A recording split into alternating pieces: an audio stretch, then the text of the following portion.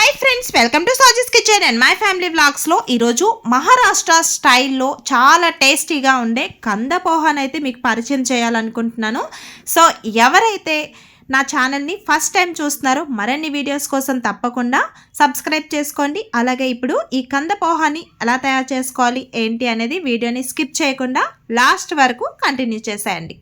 అయితే మేము అటుకులు 3 కప్పుల వరకు తీసుకున్నాము. ఇది డైరెక్ట్గా కప్పులో వేయకుండా స్ట్రైనర్లో వేస్తున్నాం అనమాట. ఇందులో స్ట్రైనర్లో యాడ్ చేసాము అంటే ఇందులో ఉన్న పిండి కానీ అలాగే చిన్న చిన్న ఇసుక కానీ ఉంటే కింద పడిపోతుంది కదా. సో ఈ విధంగా చేసుకుంటే మనకి మంచిగా అయిపోతుంది అనమాట.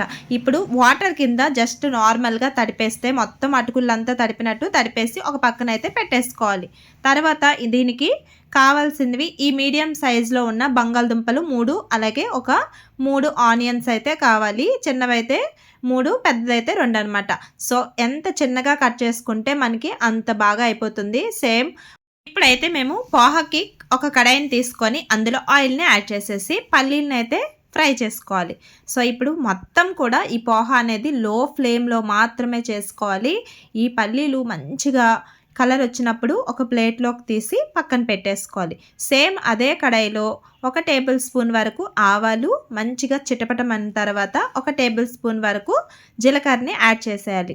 ఇంకా నచ్చితే ఇంగువ కూడా యాడ్ చేసుకోవచ్చు, లేదంటే లేదు. ఇందులోనే టేస్ట్కి పచ్చిమిర్చి కారంకి తగ్గ అలాగే కరివేపాకును కూడా యాడ్ చేసేసి మంచిగా లో ఫ్లేమ్లోనే ఫ్రై చేసుకోవాలి.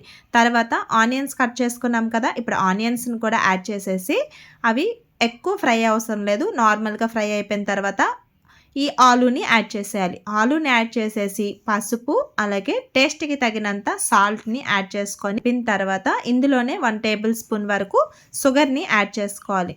షుగర్ని యాడ్ చేసి ఇంకా ఒక్కసారి అంతా కలిసేలా మంచిగా కలుపుకోవాలి.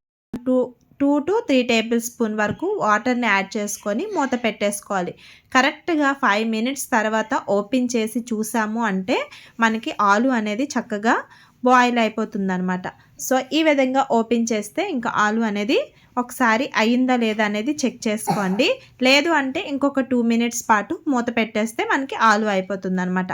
ఇందులోనే ఇప్పుడు ఈ పోహాని యాడ్ చేసేసుకోవాలి. యాడ్ చేసేసి ఒకసారి అంతా కలిసేలా మళ్ళీ ఒకసారి కలుపుకొని ఇంకా అంచుల చుట్టూ కూడా మనం కలిపిన తర్వాత వాటర్ని యాడ్ చేసుకోవాలన్నమాట. కడాయి చుట్టూ కొంచెం వాటర్ని యాడ్ చేసుకొని మూత పెట్టేసి ఒక 10 మినిట్స్ పాటు విడిచిపెట్టేసాము అంటే ఎన్ని గంటలైనా సరే గట్టి పడకుండా భలే స్మూత్గా టేస్టీగా ఉంటుందంటే నమ్మరు, చాలా చాలా బాగుంటుందన్నమాట. సో ఇంకా 10 మినిట్స్ తర్వాత ఓపెన్ చేసి చూస్తే ఇంకా దానిలో మేము పల్లీలు అలాగే తరిగిన కొత్తిమీర ఇంకా లెమన్తో వేసుకొని గార్నిష్ చేసుకుంటే ఇంకా చాలా టేస్టీ అయిన పోహా రెడీ అయిపోయింది. మరి మీకు నచ్చిందా?